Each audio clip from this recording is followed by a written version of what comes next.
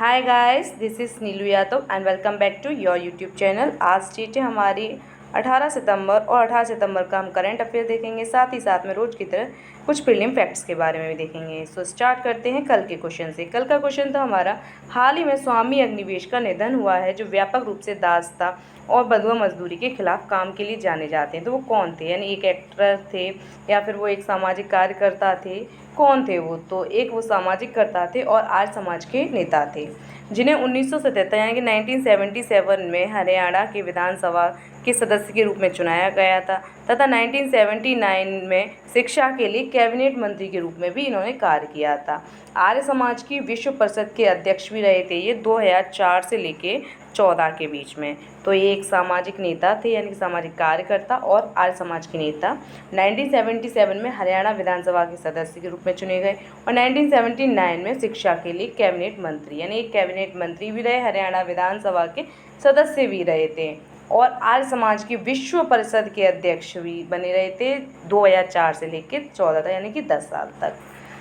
First question पे आते हैं। आज का हमारा फर्स्ट क्वेश्चन है, निम्नलिखित अधिनियमों में भारत में एक प्रवर्तन निदेशालय यानी ईडी सबसे अधिक चिंतित होगा।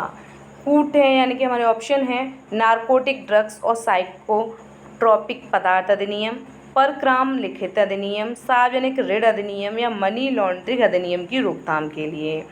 तो इसका फर्स्ट क्वेश्चन का हमारा आंसर है डी, यानी कि मनी लॉन्ड्रिंग अधिनियम की रोकथाम के लिए ईडी यानी प्रवर्तन निदेशालय सबसे ज़्यादा चिंतित होगा। इसके बारे में थोड़ा देखते हैं हम। प्रवर्तन निदेशालय यानी ईडी एक कानून प्रवर्तन एजेंसी है और आर्थिक खुफिया एजेंसी है जो भारत में आर्थिक कानूनों को लागू करने और आर्थिक अपराध से लड़ने के लिए जिम्मेदार है। यह राजस्व विभाग और वित्त मंत्रालय का हिस्सा है। तो ईडी किसका हिस्सा है? राजस्व विभाग और वित्त मंत्रालय का। ठीक है। प्रवर्तन निदेशालय का मुख्य उद्देश्य दो प्रमुख अधिनियम यानी विदेशी मुद्रा प्रबंधन अधिनियम फेमा और धन की रोकथाम अधिनियम 2002 पीएमएलएम का प्रवर्तन करना है। तो वो किसके लिए चिंतित रहेगी? यानी कि मनी लॉन्ड्रिंग से संबंधित, ना नारकोटिक से, ना परक्राम से, ना सार्वजनिक ऋण से। ये मनी लॉन्ड्रिंग अधिनियम की रोकथाम से संबंधित है। दूसरा question, Bharat global tiger forum यानी GTF ग्लोबल टाइगर फोरम का संस्थापक सदस्य है। पक्के टाइगर रिजर्व अरुणाचल प्रदेश राज्य में स्थित है। यह राष्ट्रीय बाघ संरक्षण प्राधिकरण NTCA एक वैधानिक निकाय है जिसका गठन प्रधानमंत्री की अध्यक्षता में एक वन्यजीव संरक्षण अधिनियम 1972 के तहत किया गया।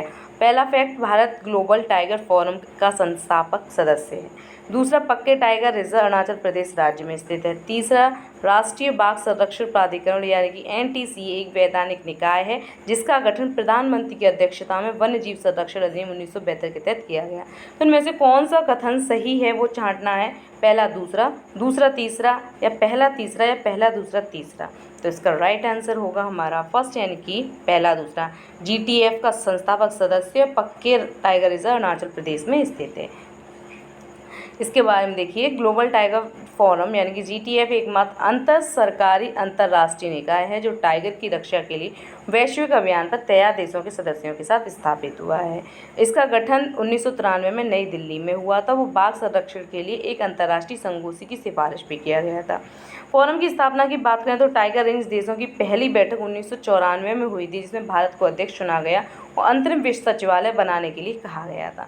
और पक्के tiger reserve, Pakhui tiger reserve भी कहा जाता है जिसको, पक्के या पखुई पाके, तो ये अरुणाचल प्रदेश के पूर्वी कामेंग जिले में एक प्रोजेक्ट टाइगर रिजर्व है। तो एक प्रोजेक्ट टाइगर रिजर्व है पक्के टाइगर रिजर्व जो अरुणाचल प्रदेश के पूर्व कामेंग जिले में स्थित है।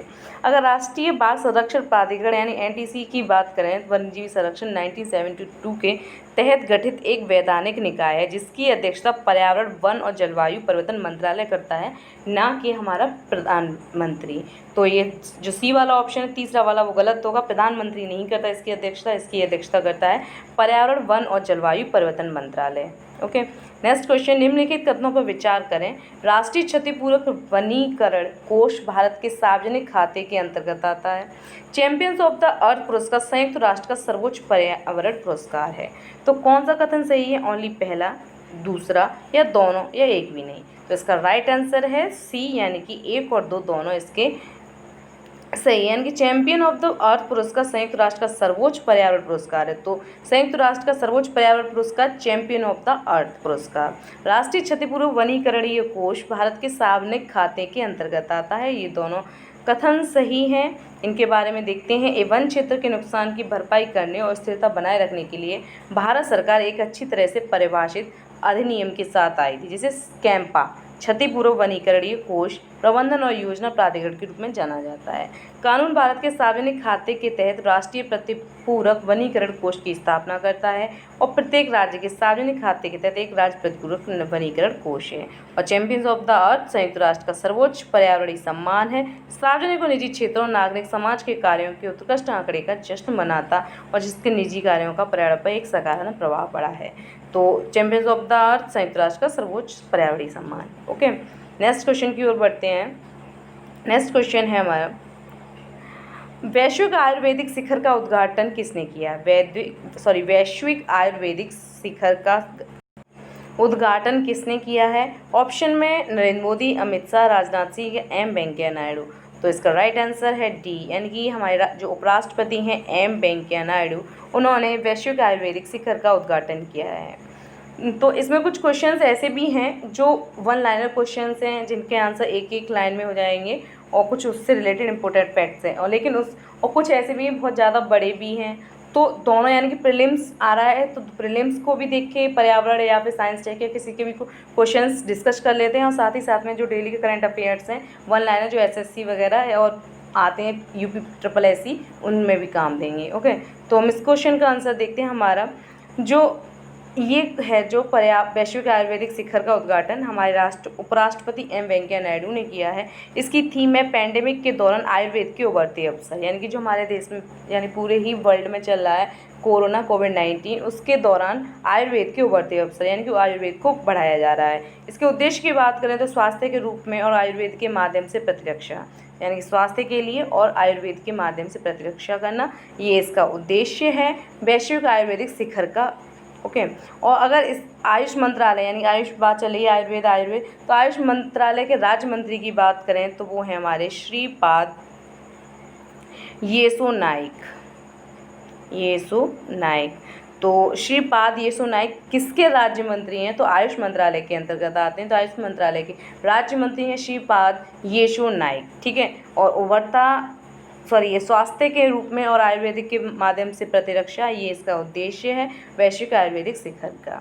नेक्स्ट क्वेश्चन, G20 की पर्यावरण मंत्री स्तरीय बैठक वस्तुतः किसकी अध्यक्षता में आयोजित की गई है?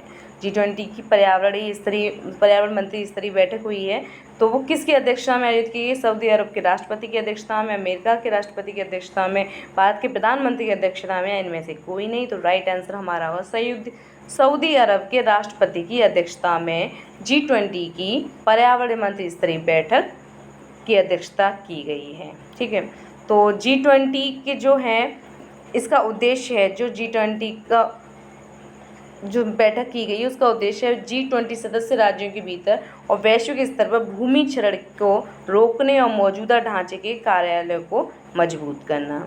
तो इसके उद्देश्य यानी कि भूमि क्षरण को रोकना है और मौजूदा जो ढांचा है उसको कार्यालयों को मजबूत करना है। और भारत से देखें तो जो भारत से केंद्रीय पर्यावरण, जलवायु परिवर्तन और वन मंत्री हैं हमारे भारत के श्री प्रकाश जावड़ेकर, उन्होंने इसमें भाग लिया है और ये एक वीडियो कॉन्फ्रेंसिंग के रूप में हुई थी। ठीक है, अगर ग्रुप ऑफ 20 की बात करें कि G20 के ग्रुप में कौन कौन से देश आते हैं, कैसे आते हैं, तो ये अंतर्राष्ट्रीय आर्थिक सहयोग का प्रमुख मंच है जो इस महाद्वीप से विकसित और विकासशील दोनों देश, यानी कि विकसित और विकासशील दोनों प्रकार के देशों के नेताओं को एक साथ लाता है। इसमें कौन कौन से सदस्य देश हैं? इसमें अर्जेंटीना, ऑस्ट्रेलिया, ब्राज़ील, कनाडा, चीन, France, Germany, Bharat, Indonesia, Italy, Japan, Mexico, रूस, सऊदी अरब, दक्षिण अफ्रीका, रिपब्लिक ऑफ कोरिया, तुर्की, संयुक्त राज्य अमेरिका और किंगडम यानी कि यूके, संयुक्त राज्य अमेरिका, यूरोपीय संघ आते हैं। तो इसमें से सिर्फ ये ध्यान रखना है कि इसमें भारत आता है या नहीं आता है, भारत के पड़ोसी देशों में कौन कौन से देश इसमें शामिल हैं। ओके, नेक्स्ट क्वेश्चन की ओर बढ़ते हैं। हमारा नेक्स्ट क्वेश्चन है, हाल ही में भारतीय शास्त्रीय नृत्य की दिग्गज विद्वान का निधन हुआ है, उनका नाम क्या है? तो डॉक्टर कपिला वात्स्यायन, लक्ष्मी नारायण, यामिनी कृष्णमूर्ति या मणिका बर्वेन। तो इसका राइट आंसर होगा डॉक्टर कपिला वात्स्यायन। इनका निधन हुआ है और ये एक भारतीय शास्त्रीय नृत्य की दिग्गज विद्वान थी। इन्हें इंदिरा गांधी राष्ट्रीय कला केंद्र की संस्थापक निदेशक के रूप में भी जाना जाता है। तो इंदिरा गांधी राष्ट्रीय कला केंद्र की संस्थापक निदेशक का निधन हुआ है, तो उनका नाम क्या है, वो है डॉक्टर कपिला वात्स्यायन। ठीक है। इनको पुरस्कार की बात करें तो इन्हें संगीत नाटक अकादमी फेलोशिप, ललित कला अकादमी फेलोशिप और पद्म विभूषण से भी सम्मानित किया जा चुका है। तो डॉक्टर कपिला वात्स्यायन को संगीत नाटक अकादमी फेलोशिप और ललित कला अकादमी फेलोशिप के साथ साथ पद्म विभूषण से भी सम्मानित किया गया। तो पद्म विभूषण से सम्मानित भारतीय शास्त्रीय नृत्य की दिग्गज विद्वान का निधन हुआ, उनका नाम है डॉक्टर कपिला वात्स्यायन। ओके, तो आज के लिए बस इतना ही। कल मिलते हैं नई वीडियो में नए क्वेश्चंस के साथ में। Thank you.